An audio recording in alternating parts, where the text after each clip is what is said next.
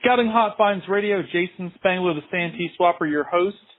Tonight my guest is Mike Clinch, who some of you may know has been very active recently in scouting history and helping put together some projects that he's going to tell us about tonight.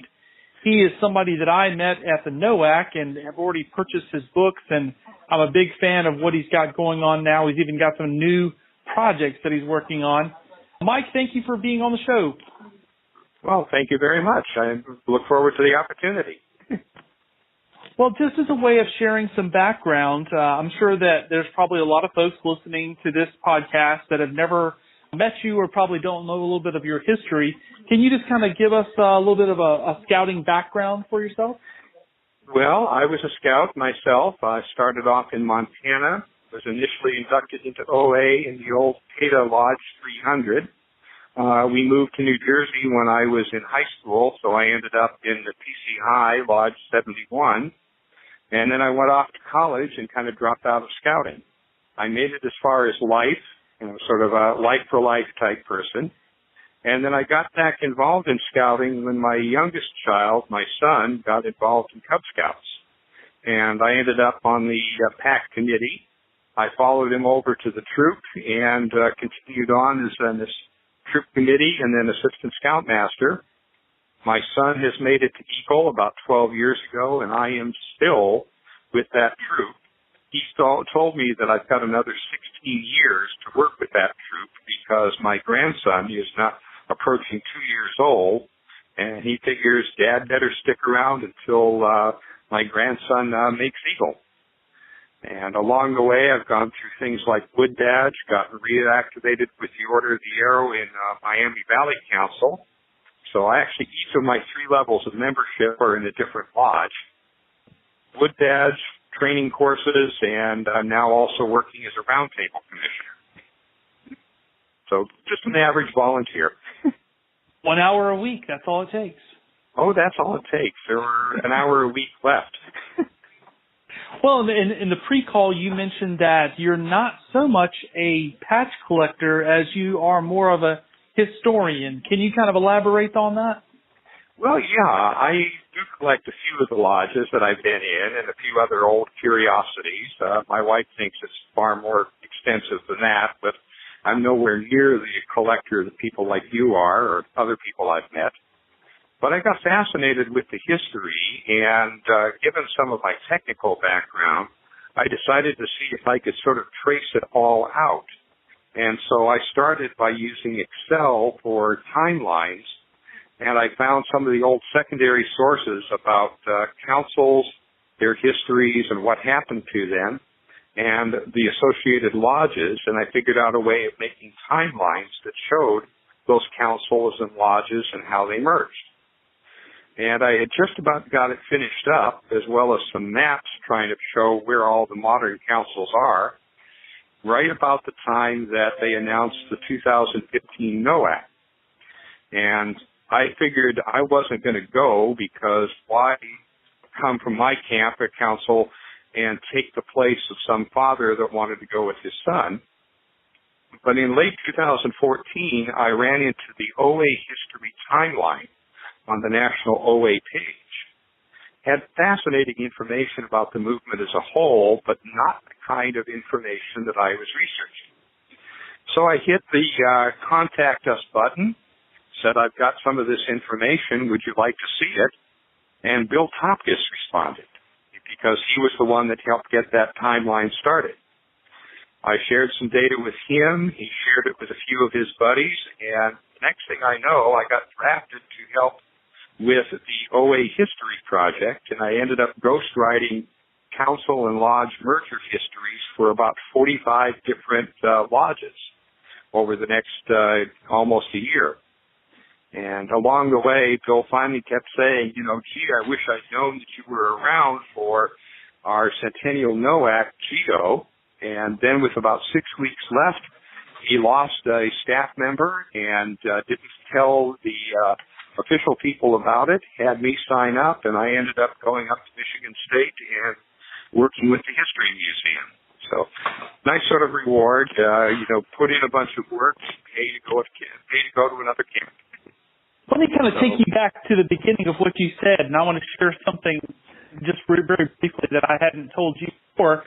I can actually remember myself taking, I guess it was a Blue Book or one of those books, and basically doing a very, very baby version of what you're talking about. I think maybe it was in Microsoft Word, and I was using, I used text boxes, and they used to have this ability in the old Microsoft Word where you could draw a line. And so I like for a state like North Carolina, which has had a little bit of merger activity, not too much, I had the OA lodges and councils on the left-hand side, and then I had kind of an expanding like merger thing happening specifically with just a little group of mergers we've had, but kind of mapping it out on one sheet of paper so I could kind of understand it. You know, that was just so basic what I was doing. But you, like as you said, with your skill, and I guess that comes with your career, your profession, and the software you have, you were able to do that just vividly and just really make it stand out. Can you kind of just, go back to that beginning of this project when you started working with that? I mean, this is not just a pedestrian thing you were doing. You're sort of, it's like, I won't say you're splitting the atom, but it's pretty complicated stuff. What I did is I started with Ohio, and then I worked on to other states. I found some of the basic data sources, things like these comprehensive lists of councils that said what council merged into what other council. And then there was also some of the cross indexes that showed councils and then OA lodges. And I figured the only way to do it is to visualize it. So I use Microsoft Excel, and I use it basically as graph paper. So off to the left, I'll have like the lodge number, the council name, web links, OA lodge founding dates, and a link to the OA images site. And then I start with 1910, and then along the top axis, I just go all the way along to 2019. And so I just basically treat the whole thing like graph paper. And so for any particular council, and we could pick one that's a fairly simple one to deal with, well, let's face it, virtually anybody, anything in North Carolina is easy. So what I would then do is say, let's start with what the councils were. And just a second, I'm scrolling down to it. So what I can do is I can just start by saying, now, what was the original council name? So there was, for instance, we had the Winston-Salem Area Council. It went from 1917 to 1941. So all I do is I highlight a green bar going from 1917 to 1941, and I put the name of the council in it. Then in 1941, it changed its name to the old Hickory Council. Then underneath it, I could put in the OA Lodge name, so Wahissa Lodge, starting in 1938 and going until today. Later on, somebody asked me about putting in areas and sections, so I've got the areas and the sections underneath that. So basically, you start off with these three basic lines for the council, the lodge, and the areas and sections. And then you just use some other colors to wrap it around to make it a nice-looking rectangle. And then this current project, I'm now putting the camp data in there, so I have to put all the camps sort of wrapped in there. So they're basically sort of stacked up horizontal lines with nice bright colors so I can tell whether I'm dealing with a council or a lodge, running from left to right across the page.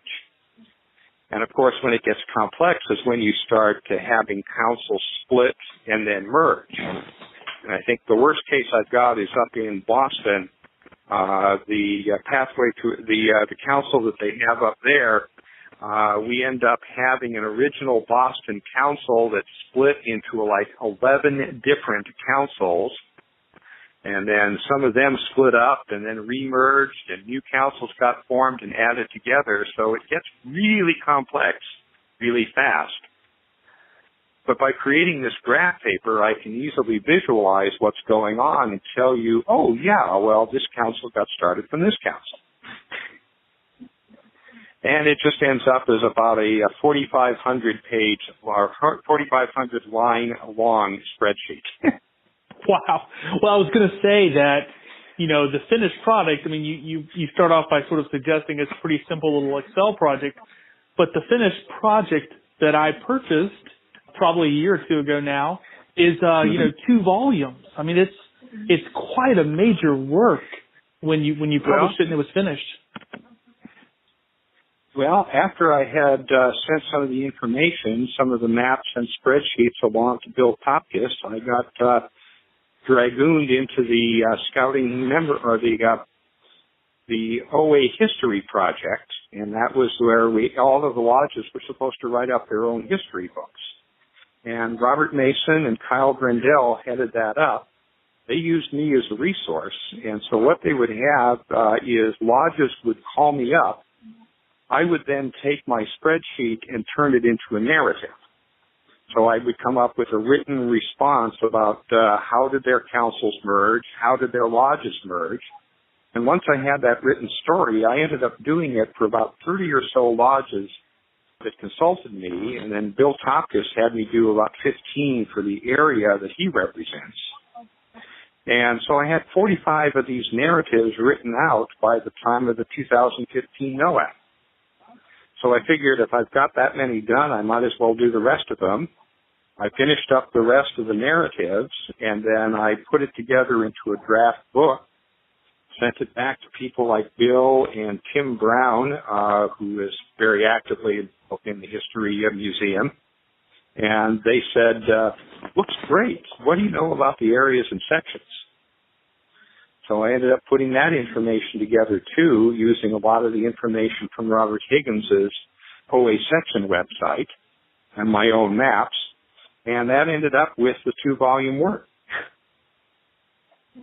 You just mentioned the word maps, and that's one thing I do want to bring out that I don't know that people listening over audio can really appreciate, is that the 2-volume books that you created also include some maps. And I just, that seems beyond the spreadsheet. At some point, this project just kept getting bigger and bigger, it seems like. Oh, yes, it did. But, by background, I'm a geologist, and so we always are used to looking in pictures and looking at maps. And so after I had originally come up with a county scale map of the United States, and then knowing where all of the different lodges and councils, what portions of the state that they inhabited, I was able to draw some of that material out and create maps so I can show, where was the Dixie Fellowship during the 1970s and how has it changed over time. And so I end up with these regional scale maps that show the different areas over time. And then in the back of the book, I end up dealing with sort of a state-by-state view, looking at one state and what are all of the councils and lodges and all the mergers that have taken place in that state. But being a visual person, the maps just seemed like an obvious solution to keep track of everything. Well, let me just compliment you on that, and I'll use your example of Dixie Fellowship because that's where I grew up, being a part of the Order of the Arrow in South Carolina as a youth. Maybe it's been 10 years ago, 20 years ago now, a fellow in my area named Rusty Riddle wrote a book about the history of the Dixie Fellowship.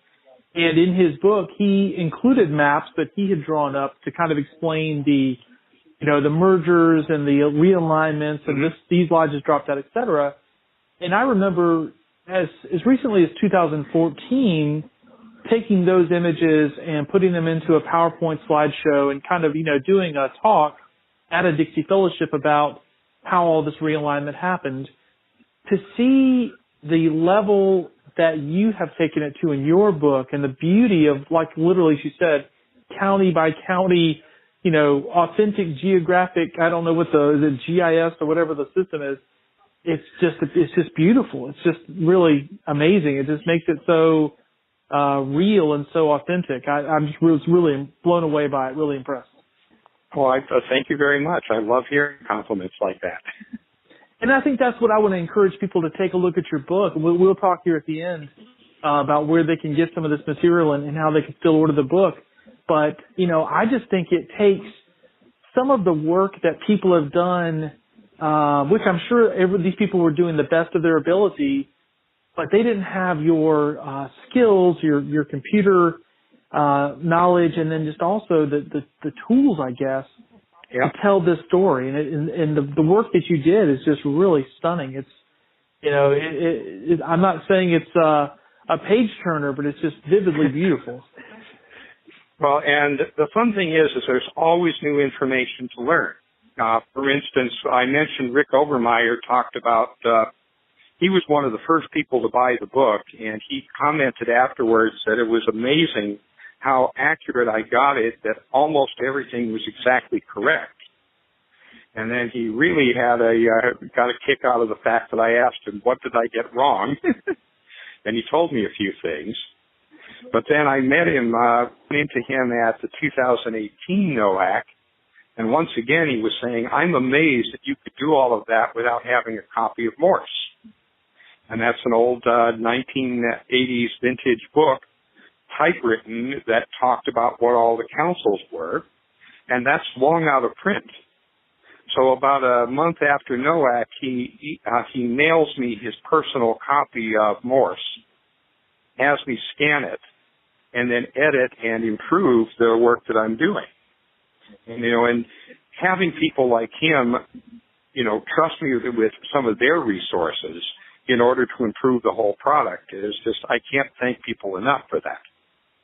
There's so many examples I could go to, but let me just take the one that's a real obvious one in our hobby.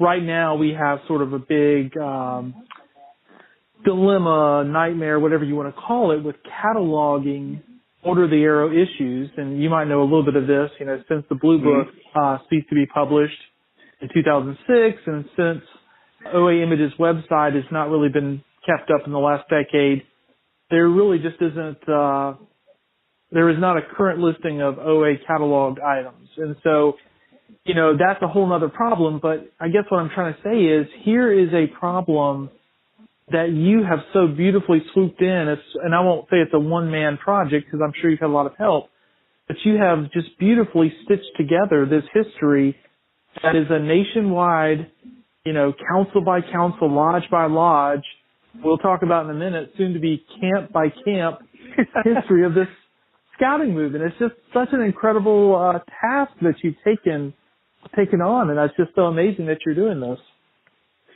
Well, actually, when you want to inventory the lodge issues, I think that that's something that can be done on a lodge-by-lodge basis. And I know you've put together some indexes for your lodge.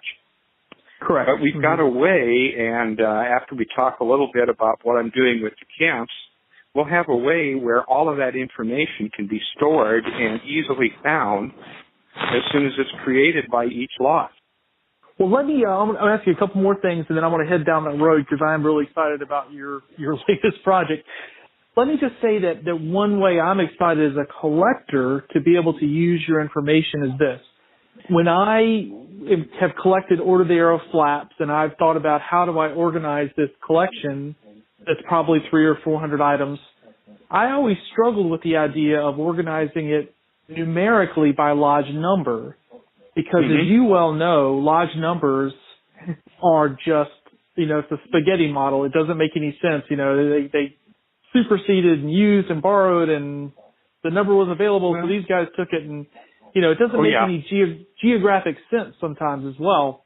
No, it never was intended to be a geographically sensible solution, because it was by order of when the lodge was founded. Correct. And then, of course, the mergers came about later on, and ever since you started saying, well, we're going to use our council number, or we're going to use a date, or everything else like this. And even I had the most recent version of my book, I had finished it just before the 2018 NOAC. Sure enough, I'm working in the museum, and in walk some of the people from Oni Flow Lodge. And that's when I find out that they decided to use their council number of 311, which is going to really be a pain in the neck, because you've got Escaliegu up in Idaho and Washington that also uses 311, because that's their old number. Right. And the same dilemma is 99, Tonkawa, and the lodge in South Georgia, Isola, or however you say their name. Yeah. Same situation. the craziest one actually, though, is a situation from your area in North Carolina, and there is actually one lodge. They kept their number, but their council changed their number to match the lodge. Oh, I didn't even know that. Yeah, well, what it is remember, his council numbers were alphabetically by state and then by headquarters city within the state. And so that's why you end up with council number 1 is down in Alabama.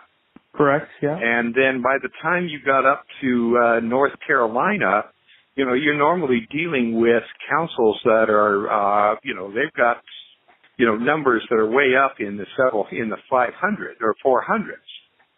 But there was one particular case where, and in fact, the only case where you really had serious mergers occurring within the state is you had the General Green Council merged with the Uhari Council. So that was councils numbers 418 and 419. When they merged, they merged the two OA lodges, but they kept the number of 70.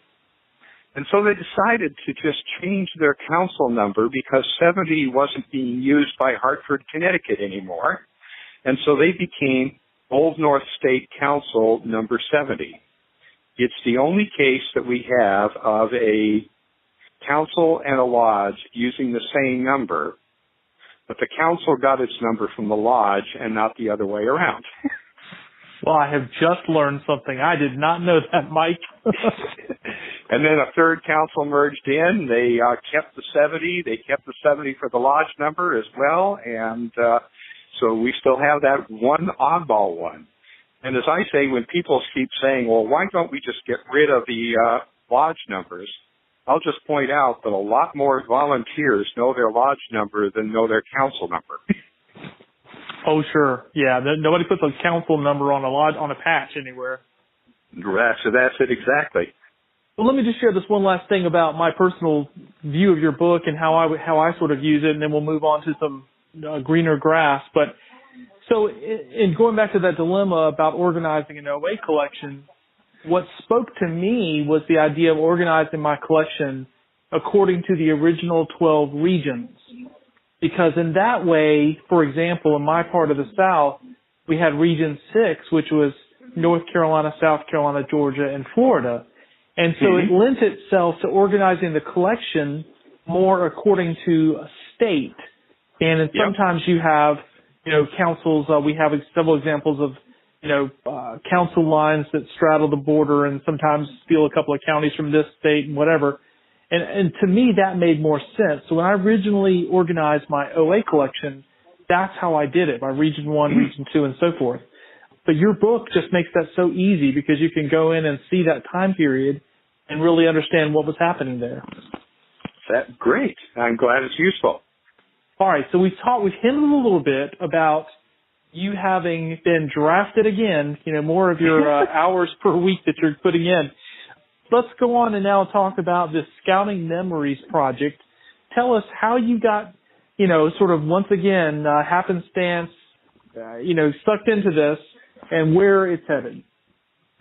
Well, I mentioned that I got drafted very late to the 2015 NOAC to serve as part of the History Museum staff.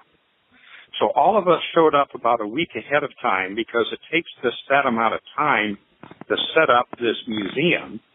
So we were all in there trying to line up and register at once at the very start of the process. And it took forever. And we were standing out in the hallway for a couple of hours. And I was standing next to a gentleman from the Washington, D.C. area who was also on the GEO staff named Bob Pistic. And he's a noted collector of totem pins. He says he's got about the third best collection after Bill Topkis. And another guy. John Ort. Mm-hmm. John Ort, yeah. But actually, Bob and John showed up together. But Bob turned out, they're neighbors. They live very close to each other, so they came out together. Well, Bob looks at me and looks at my gray beard and gray hair and says, "You're obviously not one of the construction types. You must be a subject matter expert." And I said, yeah, what's your specialty? And I said, council and lodge mergers. How do you keep track of all of that? So we were standing in line. I pulled out a notebook. I just sketched out how I did it in Excel and drew out a little simple merger, how it went together, and he was fascinated.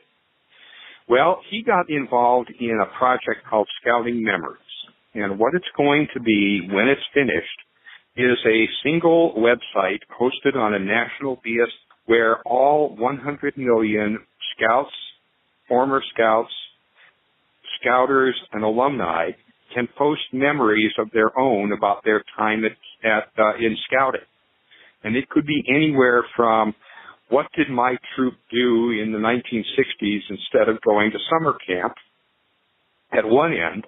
At the other end, it could be somebody like Dave Madison's treatment that he's done of the tribe of Kunier and the history of that, and you can post it onto this site. You can also post collections of patches and pictures from your camps and from your lodge. Now, to keep it from being like social media where you post a post and then it scrolls down off the page and is never seen again, Bob decided that it needed to be indexed, and he thought it needed to be indexed by councils, by camps, and by lodges, since that's the place where a lot of people would have their memories, either with their troop and in their council, going to a summer camp, or working with the OA. It's gotten a little bit more complicated. And he thought to himself, how are we going to come up with an index of council, camp, and lodge? Wait a minute, Mike has already done 2/3 of it. So last December, he contacted me and drafted me into this project, and he's got me trying to develop this index by putting all of camp information into my timelines.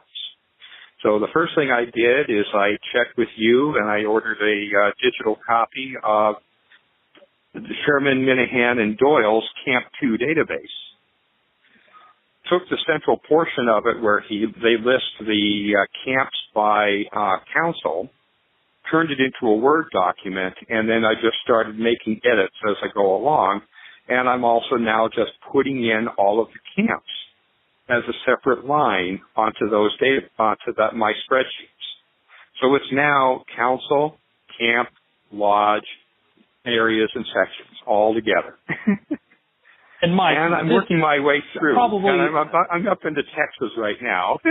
I was going to say this is like thousands of camps. I mean, I have that book. That book, it's probably 300 pages just of camps by council. It's just one giant spreadsheet. Yeah, it's 300 pages in Word. It's 300 pages in Word, and there's a lot of missing information too. Well, they'll say, well, this camp existed in 1948, but we don't know when it got started or when it ended. And I'm trying to figure all of that out. Yeah, it's something they run again too. They'll have a problem where a name will appear on a patch, but it's not really clear. And sometimes they just, they called it such and such council camps, and sometimes, there's a lot of little problems there. But gosh, for you to have to figure all that out, that's a... Well, and what I'm actually doing is I've come up with a system where I can keep track of where I am in their database. By basically, I've got the councils in gray, and then when I finish them up, I just change the color of that bar, and any new information that I add, I put in red text. Now, Bob Sherman is a consultant on this Scouting Memories project, and early on, Bob Fistick loaned me a copy of Paul Meyer's book on Owasso. So I edited those particular councils, put in all of the other camps that Bob Sherman didn't have.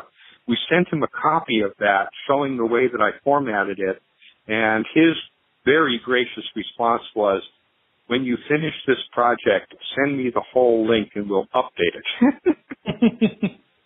So I'm providing a lot of legwork, and we'll end up giving that information to him. We'll end up with camps 3, Sherman, Minahan, Doyle, and maybe Clinch. and we'll end up with a whole new and hopefully a lot better treatment of what the camps are.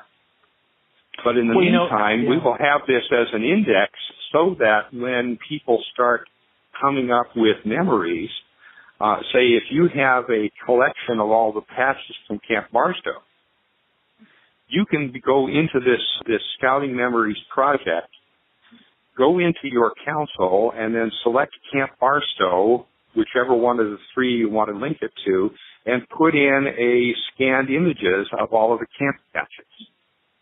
Anybody else will be able to find them just by looking up Camp Barstow. The website that you're mentioning, Mike, will that be sort of a national BSA-sponsored thing, or is there a group of collectors that are kind of taking this on? This is actually an official project. It is co-sponsored by the National Scouting Museum, the National Order of the Arrow, and Scouting Alumni and Friends. It's currently being done by volunteer labor, but we've already had conversations. Our programmer is in conversation with the IT people at the National BSA, and so it will be an official website. It's an amazing project. I'm sitting, my brain is just spinning thinking about all the possibilities. As a diehard collector, let me just share this. As I have conversations with other guys that are kind of my age and our collections have gotten pretty advanced, we sometimes lament the fact that people become strictly OA collectors and they have ignored their council and their camp, the camp kind of being the heart of the whole thing for a lot of us. Yeah. And what this project does is really tie all that together, especially in those merged councils. I'm kind of lucky that the council I grew up in has never merged, has always had the same camp, always had the same lodge since 1938. So that's not complicated. But when you get into other councils where there's been multiple mergers, multiple camps, sold, bought, whatever, you being able to kind of give them the key to all that. As far as collectors go, I could really see that planting a lot of seeds for people to potentially go on and try to grab some of those things for their collection. Well, yeah, and here's another thing, too, is a lot of time older collectors sort of despair of the fact of what's going to happen to their collection after they die. Oh, yeah, I hear that. Well, long before they turned to somebody like you and said, can I have you appraise and sell my collection? They can start by scanning all of it and then posting it. So you go for your own OA lodge. You take Santee Lodge. You can post your inventory of Santee issues. You can post your inventory of Camp Barstow images in that appropriate location, and there it will be preserved and saved and accessible to anybody else in the community. It's a wonderful project. It really is. And I can't imagine, it's almost like I look at these other problems we have in the collecting community, and I realize that you're more in the scouting history community, maybe some more than the collectors, which is my side of the team, I guess. But, for someone like you to take this and run with it, it kind of reminds me, if I go back and look at the people I've interviewed for this podcast through the years, it's almost like what OA Images did for Order the Arrow collecting. Without OA Images website, I don't know that we would have had the hobby that we've had for the last 20 years when it comes to OA, where people can go and see the picture and print out a PDF of their lodge. And, for you guys to kind of recreate that, but add in the camp and the council and all the other data, it's just going to be an amazing thing to see when it's finished. Yeah, and there's not really as much difference as you might think between the collector and the historian. Because after all, a couple of the people that got me involved in doing it, from just doing it for my own amusement and getting me involved within the community, are people like Bill Topkins and Jeff Morley. They've got very great reputations as terms of collectors, but they're also first-rate historians. And, of course, they're the ones that are spearheading this Scouting Historian Summit out at the National Scouting Historian Summit out at Philmont's. I will be going to that one. And, of course, as I keep talking to some of these old historians and finding out about their councils, I keep telling them, you ought to go to this conference. You're going to love it. Mm-hmm. I listened to it. Yeah, I was fascinated by the story and what they were telling. And, of course, I had heard about it just before the 2018 NOAC when our committee on Scouting Memories mentioned about we'll get together and out at Philmont at this summit and talk about what we're doing. And I smiled while I was on the phone and said, well, gee, that'll give me an excuse to come out to Philmont. And they said, no, you don't understand, Mike. You have to be out there because we're going to put you to work teaching one of the sessions. And so, yes, when we were at NOAC in 2018 and Bill announced that we'll start taking reservations or taking places for the Scouting Historian Summit, I immediately signed up, got my patch that says I'm going, and as we worked through the museum, all of us that had those I'm going patches were able to just advertise it to everyone else that came through. And what will your class be? Not that it's not obvious, but I'm just curious to share with us. Well, I'll be working along with Robert Mason talking about putting together this kind of history and what are some of the tactics that I use in trying to keep it all straight. You know, and what are some of the interesting adventures in trying to find this information. It's really crazy what you can actually find if you just vary your search a little bit. I was recently looking at a council, and they had a history, and they talked about forming this camp and running it as a summer camp for about 7 or 8 years, and then it converted over into just weekend camping. But when you took a look at the council website and you looked at properties, it wasn't anywhere to be found. So their own history on their website said that this camp existed, but it didn't say whatever happened to it. And so they had it listed as such and such scout reservation. Well, just trying to figure out what happened to it, I tried to put in that reservation sold, didn't happen, and I finally just changed and said camp with the name in it. Darned if it wasn't there. Talked to the people at the camp, and it turns out that about 12 years ago, the council ceded the camp to a county.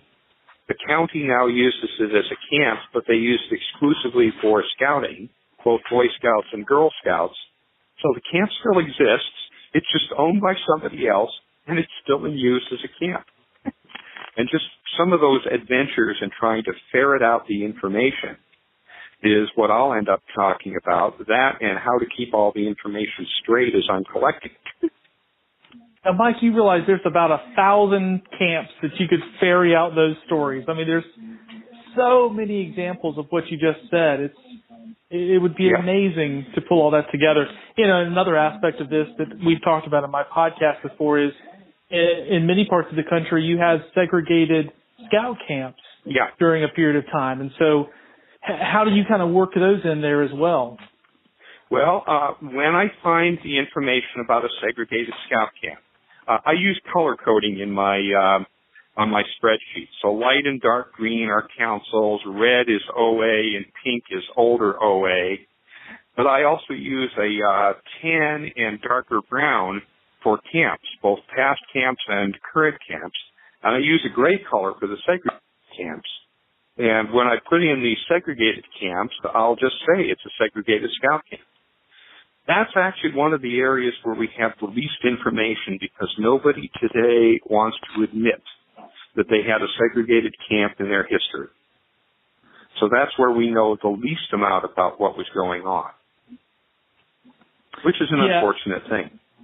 Yeah, it cuts both ways. You know, I think that what I have seen in my own area is that scouting in the black community, just being in South Carolina, was probably in some ways stronger back during those days. Maybe the community was more tight-knit, and those people just maybe aren't involved in scouting anymore. And so there aren't any old-timers around that ever attended those camps. Those people aren't, you know, out there at your OA fellowship where you can go and ask them about. And so a lot of that history of segregated camps is just not in our, current, those people aren't in the room anymore. You know, we don't know it. Yep. And maybe it wasn't very well written up in the weekly newspaper that the community had, things like that. So that's a tough nut to crack. It is, and so it's again, it's just we do what we can. I'm collecting the information that I can. When I'm doing these spreadsheets, just to help keep track of it, I put a column out to the very right after 2019, and I'll have one block for each council that makes up a current council, and I'll say, what questions do I still have? And the most common question I've got is, when was the segregated scout camp running? Right. And there's even though it's sometimes you really just luck out and find interesting ones.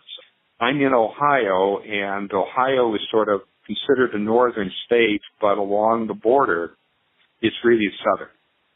And so Cincinnati is sort of the northernmost southern town around.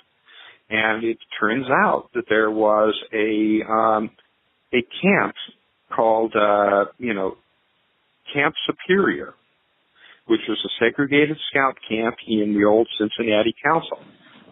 And then the notes that Bob Sherman has is that it was the Sisters of the Transfiguration, Mother Superior at the Convent of the Transfiguration, was the one that arranged to have the camp available so that the black kids could go camping. Well, it just so happens, since it's just down the road, that my wife goes on women's retreats down at the Convent of the Transfiguration. And the surprising little story there is that even though it's a convent full of nuns, it's an Episcopal convent. But, you find sometimes I luck out and just run into things like that where I know something about it. But the vast majority of these camps, I'm still working with secondary sources and saying, what can we figure out? And so we'll never get to the stage where we have perfect knowledge, but we're just going to make the best cut at it that we can. Well, I know that Bob Sherman is a saint, and he's probably helped you out a lot. Maybe with this audio podcast, this is an opportunity. How can people help you? What help do you need from the listeners to make this project more accurate and to help it go further? Okay, if we have any council historian or just history expert, they can email me, and I'll give you my email address, and they can get in touch, and they can say, I'm an expert at the Mecklenburg County Council, so I know all of the stuff about that particular council, and that'll be great. If they send that information to me, I'll get in contact with them, and then we've got about 2 years before we put this whole project together, but I will start collecting that information from them and say, this is what I know about your council. Where did I get it wrong, and how can you improve the story? And, I know in my area, every council in my area has a person like that knows all those things. Uh-huh. It's just great that you would be kind of the point person that would be absorbing all this information and then putting it into a format that all of us can understand and can be shared. That's the beauty of what you're doing. And then the ultimate thing would be is after I come up with this index system of state, council, past council names or merged councils, camps, and lodges, then eventually in a couple of years, and I'll certainly tell them this when they provide information to me, is in a couple of years when we get this whole thing up and running, start populating that system. Start putting your own camp histories up there. If you've got a book that you've written that has only sold 20 copies and only in your own camp or the own council, turn it into a PDF and post it up there, because this way that history will be preserved. So anybody that wants to contact me to help me out now, I'm going to tell them, save your information and post it to this site when it's up and running as well. Well, Mike, it's funny you mentioned that, because my senior thesis, getting a BA in history from the University of South Carolina, was writing a history of the PD Area Council, which included some camp history. So I guess I need to turn that into a PDF and upload it to you guys when the site turns live. You can find a copy of it in the South Caroliniana Library if you're ever in Columbia, South Carolina. But It is otherwise nowhere else available. Yeah, it's like anybody's PhD dissertation. Whoever reads it again. Exactly. and this was undergraduate, so it's even worse. It's pretty Yep. sloppy. But well, this is tremendous. I tell you, I'm really inspired now. I think that what you're doing is, again, I've said it before already in this podcast. If there were more Mike Clinches who were willing to tackle, the OA Blue Book that's going to, we won't even call it OA Blue Book in the future, but that whole project, this thing wouldn't be languishing like it is. There's so many examples in our hobby where people have kind of stepped up and just sacrificed unbelievable hours to do projects, and you're kind of doing the Herculean effort on this end. And I know you have a lot of collaborators. It's not just all you, but we really appreciate you pulling it all together. So, the two things I can give you, first of all, I'll give you my email address so that any of these other historians can post the information. And that's jclinch at woh.rr.com.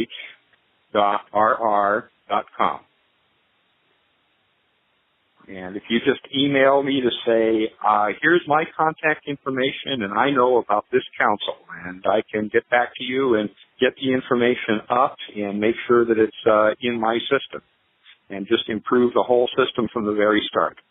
That's great, Mike. And there'll be a show notes page at scoutpatchcollectors.com, and I will have a link to your email address to go along with the link for this podcast. People can listen to it there. So that, and the other thing is, if you want to buy a copy of my book, you can order it from the NISA store website. My publisher is Joe Weingarten, who is sort of the champion salesperson with NISA. And so if you go to the NISA website store and look under books, and you'll see my book there. It's expensive, but it's a massive amount of work. But the nice part about it, too, for it is that back when I was giving my information away for the OA History Project, I decided, why should I make a profit out of this? Let's just give it away. And so any of the author's proceeds from sales of my book go to my council or my lodge. So whenever Joe has sold a number of the books and we see each other at an ordeal, he brings along his publisher's checkbook and says, who should I make the checks out to? And I'll say, make it out to this much for the council and this much for the lodge. And I never see the money. Well, I'll tell you, I don't know what to say about that. That's just, that's the scouting spirit. That's a great way to pass it on. I'm halfway to a James D. West Award. There you go. And my lodge has some nice contributions for our 65th anniversary. The things that you wouldn't do for a square knot. That's about it. All right. Well, Mike, I've taken up enough of your time. I really appreciate talking to you tonight. I know that we've been talking on and off for probably 6 months now. I've been a big fanboy of yours for a while, and now that I've got this podcast rebooted and going again, I'm glad that I was able to get you on, and this will probably be episode 85 of the show when it comes out here in a couple of weeks. But I appreciate it very much, Mike. I'm proud of the work you've done. I'm really a fan, and I'm looking forward to seeing all the other people start throwing in and collaborating with you. Yeah, and I still, like I said, I still pick up the occasional patch. So if you ever run into eBay buyer Ohio Glacier guy, that's me. Okay, we'll make sure we give you a deal. Okay, sounds good. Thanks.